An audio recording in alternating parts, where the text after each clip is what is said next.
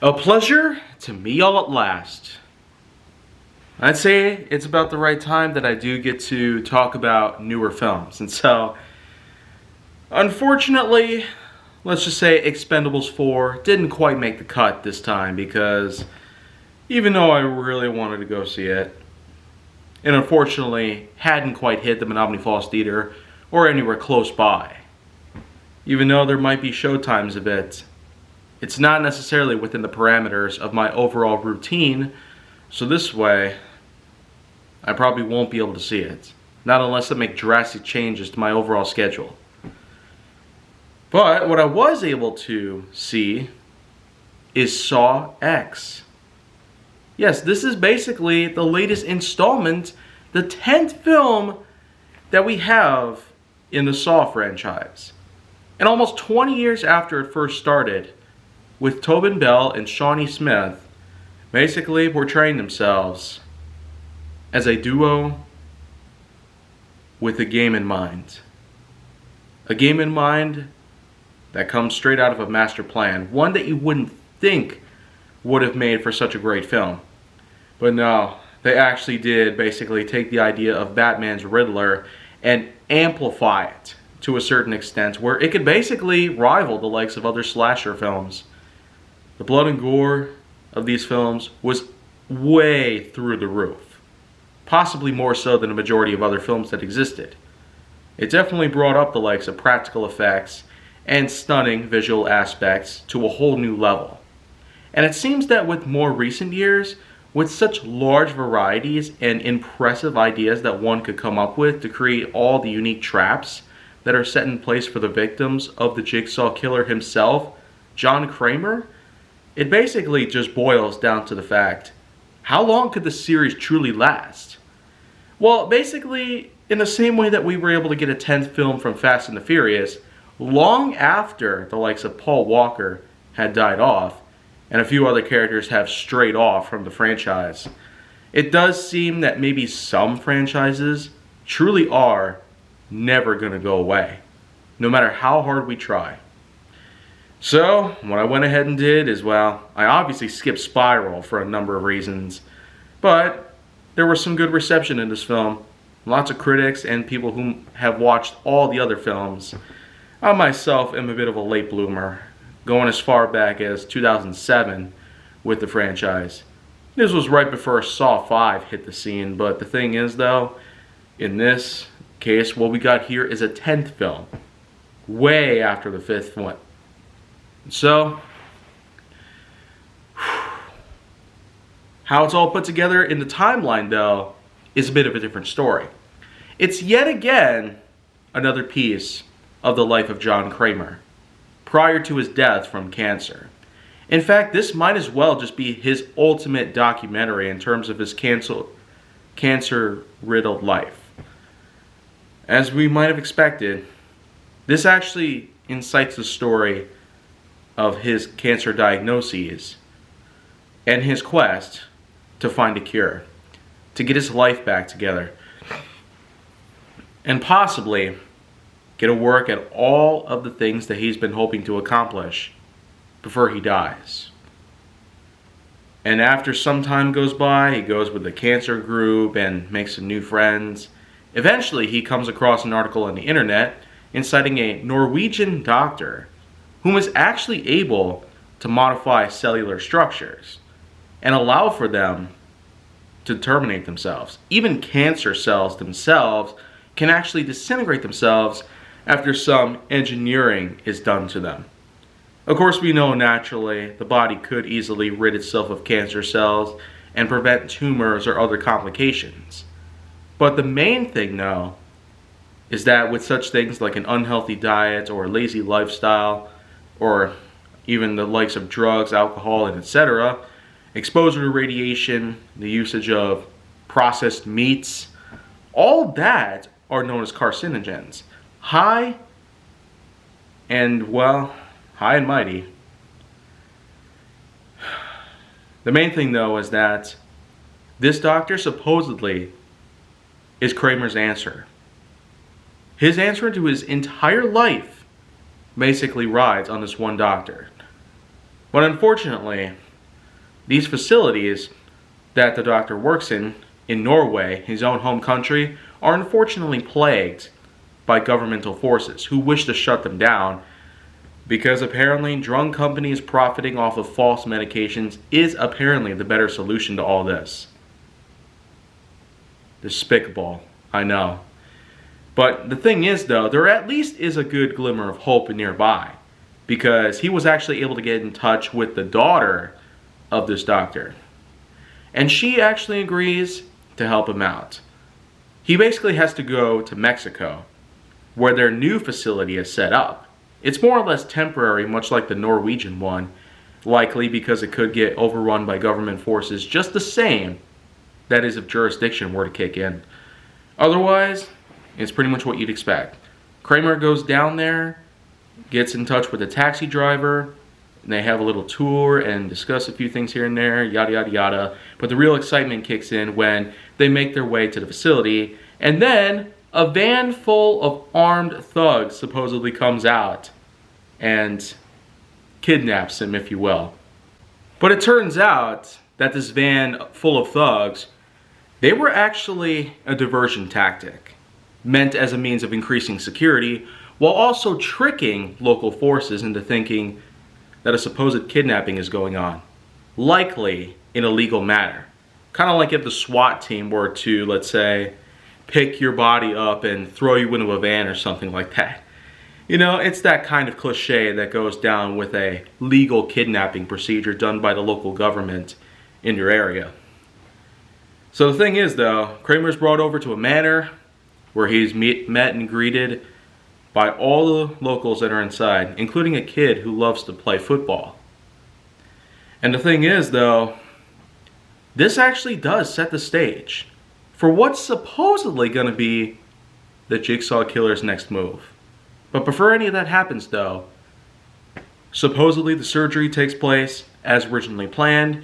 Kramer is set free with some painkillers to help him out, and eventually he tries to go back to that same manor with a gift in mind. Basically, a bottle of alcohol and a card that he was going to give to Gabriella, one of the members of the manor, and the team itself that originally helped with the surgery. Unfortunately, the whole place is deserted, picked clean, almost like a robbery took place. As if it probably is true that their locations are temporary because of the fact that the government might overrun them, or something else could take place. Maybe people could get greedy and try to steal their research in an effort to have their own operation take place. Whatever the case though, John makes his way down to that same lab that he had that operation put in, where it was basically a conscious surgery procedure, meant to act in a way so that way if there's a part of his brain that's not supposed to be touched by the equipment, he would practically respond to it, hopefully, in a way that didn't show anything like agony or pain. But then a shocking twist takes place. He undoubtedly ends up learning the truth on the whole matter. Turns out they never did do any operations on him. They never gave him anything. They never did anything to his brain. They never even considered saving his life from cancer. As despicable and ungodly as that sounds, oh man, you better realize the whole thing's even worse when you put it to a real perspective. Because eventually he learns that he's not the only one whom has actually been suckered into it. There was a friend of his that actually came around with basically a giant gut scar. This was basically a member of the cancer group that he was at prior to discovering the doctors and whatnot and the special operation. But basically, both of these guys, along with a number of others, were scammed. Scammed out of hundreds of thousands of dollars. A bulletin board clearly showing photographs of the victims at hand, along with the price tags that they basically are getting paid out in arbitrary funds. Supposedly, a high-class con artist style extortion is taking place, complete with fraud and a lot of disregard for human life. And so, what do you think happens then? This gives John Kramer the perfect opportunity to launch a full-scale assault. Or should we put it, a game. A game played by his rules with the help of his friend and accomplice, Amanda. Once again played by Shawnee Smith, just as we've seen before. But, of course, as opposed to what we've seen with the other films, their relationship happens to be in a much more deeper manner, also almost as if they're like husband and wife, in a way. There's times where they make little arguments, she questions him about certain decisions, she insists that he kills them all before something happens, and their plans are completely screwed. Other than that though, all the members that were responsible for the fraud in Jigsaw's own favor are known as, well, Cecilia 1, Valentina 2, Gabriella 3, Mateo 4, and Diego 5. Basically, what we do is we start off with the taxi driver, Diego, the first person that he met. And well, his motive for kidnapping him is because Diego was not just any accomplice to this. He was not only the taxi driver responsible for bringing him to the manor that his operation took place in, but he also acted as a second man to the operation itself, assisting the defectors. Well, of course, this elaborate trap is in fact set up in quite a unique way. He has pipe bombs fused to his arms using metal wiring. Wiring that unfortunately can't be cut. And basically, in placement of his own hands, you got two blades that are out. He's meant to cut through his own arms to remove the bombs from them before they explode. Somehow he manages to pull it off. Of course, I really got to mention that the first Jigsaw trap and death associated with the film is not from Diego, but from a custodian at the hospital that he was at prior to his cancer diagnoses. He basically stumbles upon another patient who was badly injured and on life support. His valuables were stored in a drawer, and a custodian was considering stealing them from him. And well, that trap is insanely gruesome. His eyeballs get sucked out and his fingers are pulled back really hard to the point where they're completely broken. Now, but Diego's trap is just as bad. I mean, pipe bombs strapped to his arms and his hands are sliced off with just knives as replacements. He's got to slice through them to remove them. And again, like I said, he manages to actually pass the test, which alone is pretty impressive. Never would have thought that someone would have actually had the courage to pull something like that off. But no, this is actually just the appetizer for the whole thing.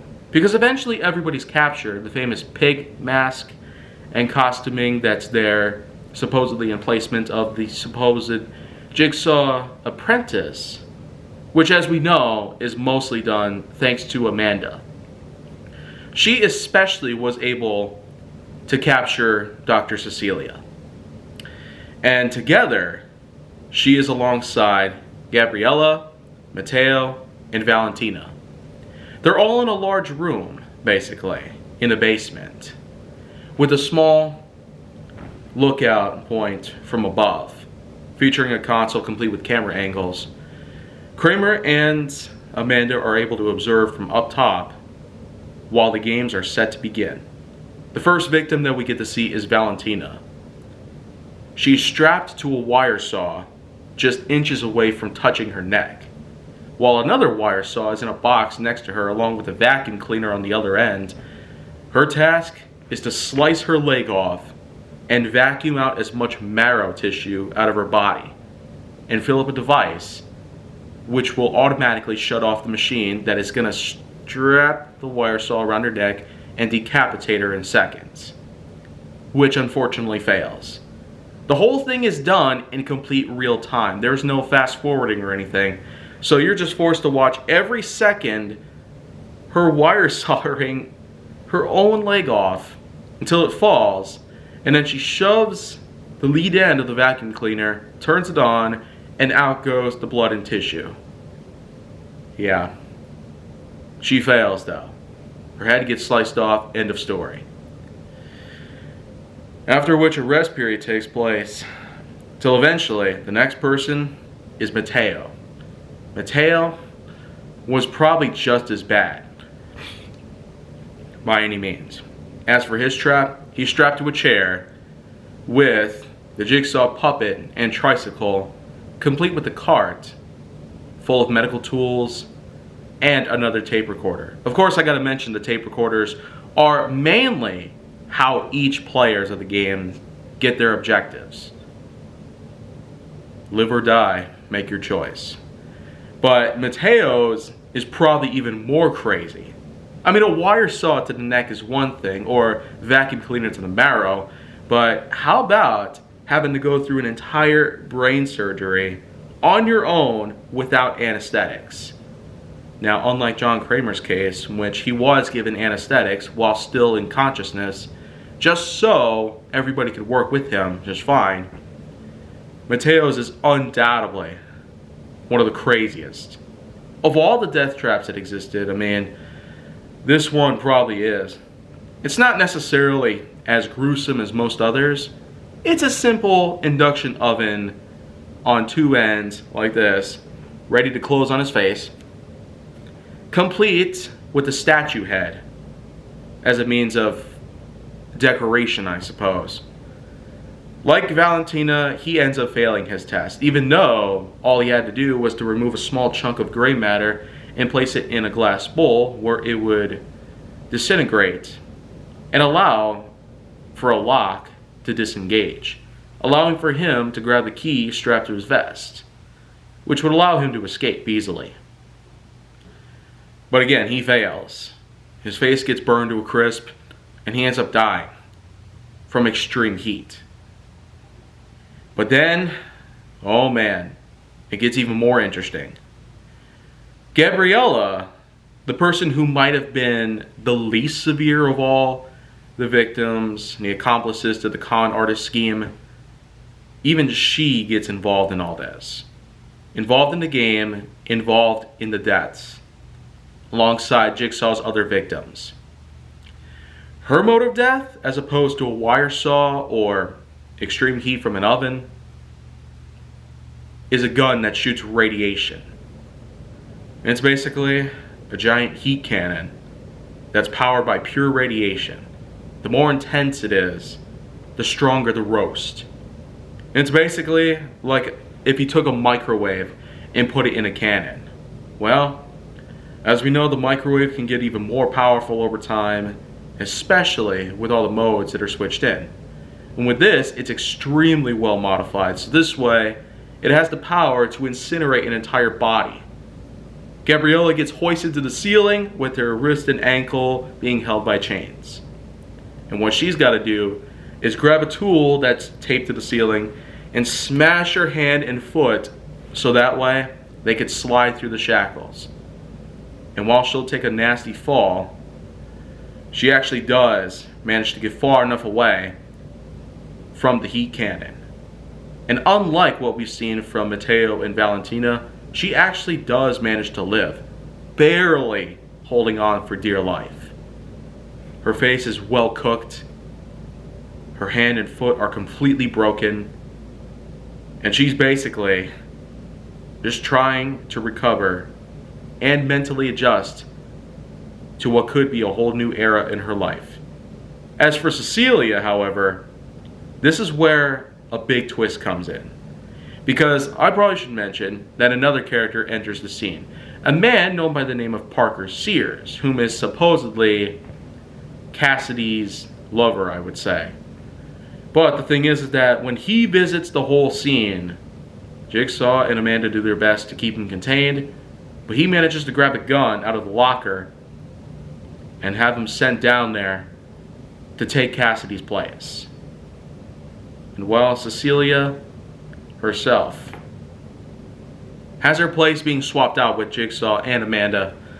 Well, it eventually comes down to the point where the football boy, basically, unfortunately, ends up in this place as well. basically practicing his skills, his kicking against the wall, basically, just as we've seen before then. Celia brings him inside, and this is where the epic torture really begins.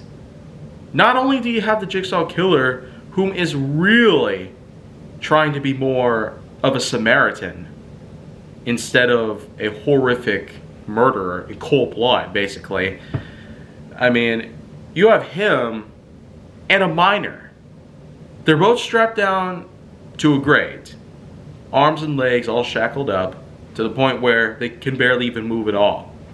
Hoisted up to the ceiling on the platform by a hydraulic system from below, and basically 2 spouts come down from the ceiling.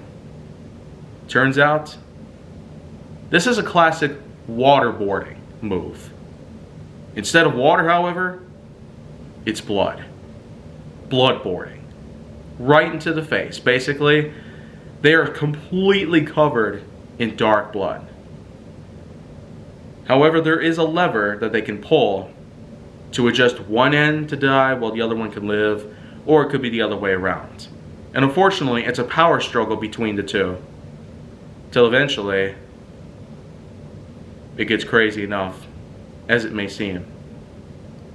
Both Parker and Cecilia make their way back up to the observation deck that the other two had occupied, tried to grab the money from the top of the locker, but then unfortunately a counter sets down. 10 minutes, and the whole place turns into a gas chamber.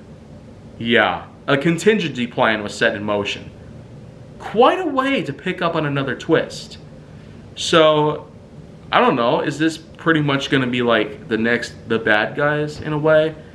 I mean, just the fact that I already know about the existence of the triple twist, that itself was unbelievable when the bad guys pulled it off. But in this case, with the first twist being about Kramer's supposed surgery gone wrong, turns out it was a fraud. And the second one being that Parker and Cecilia were in it together. And well, with the third and final piece, Jigsaw's own contingency plan is revealed. That money they tried to grab wasn't actually there. It was actually down in the room alongside Jigsaw, Amanda, and whatnot. So that itself is one heck of a way to end a film. Cecilia manages to somehow make it out by sticking her head through the side, while Parker ends up stabbed to death. As for the other three, they manage to grab the money and get out before the gas chamber could engulf them in gas. Which probably wouldn't have been a thing anyways. But nonetheless, that's quite a way to end a film. Lots of gruesome horror and deaths, games that were played, impressive twists, and a cast that's well played out with many of the same actors that we've known since day one make their way into what I could say is another piece of John Kramer's life story before his death at the end of Saw 3. That's what I would suspect is basically at some point between Saw 2 and Saw 3. Although it could be different. I don't really know myself. But there's been lots of flashbacks and whatnot that have taken place after Saw 3. And a lot of things have been pieced together. And it itself is a pretty impressive timeline. How could there be so much John Kramer involved when, truthfully, with all the new accomplices he's managed to grab over the years, like Dr. Gordon and Adam and even the likes of Mark Hoffman, and, you know, it's just a big list to go over. Now, in case you're wondering, this film really is actually so much more better than Spiral.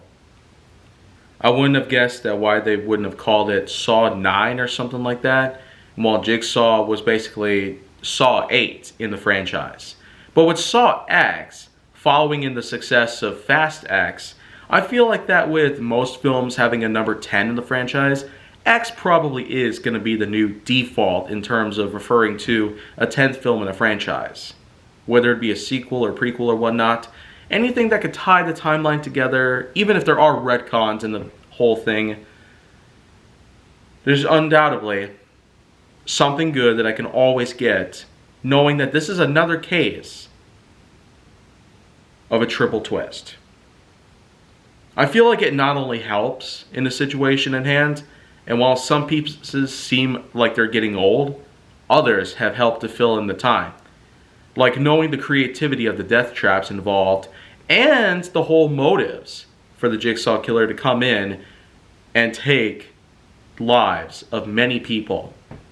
Just as we've seen before though, the Jigsaw Killer's real motive for wanting to kill all these people in a really cruel and inhumane manner is because the morality of a lot of people, as we know, even to this very day, can be rather questionable or no doubt despicable.